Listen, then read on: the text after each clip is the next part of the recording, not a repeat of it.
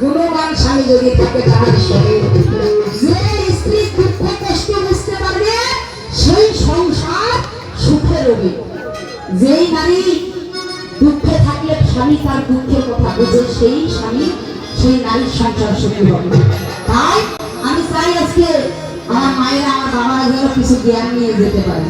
এগুলো যত পানি সারি সারি চক্রে ভালো পানি সারি সারি চক্রে ভালো আমার বলার অবস্থা ভালো নেই।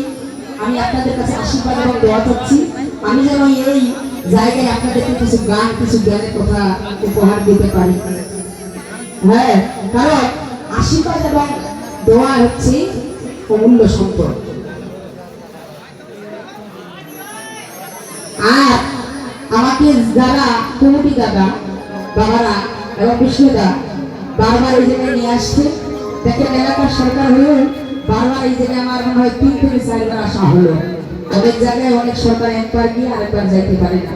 হয়তো আপনাদের আশীর্বাদে চরণধুলি পাওয়ার জন্য এই জন্য এসেছি, আপনারা সুযোগ দিয়েছেন কিন্তু আমার মতো অভাব ক্ষুদ্রতম সরকার আসতে পেরেছে।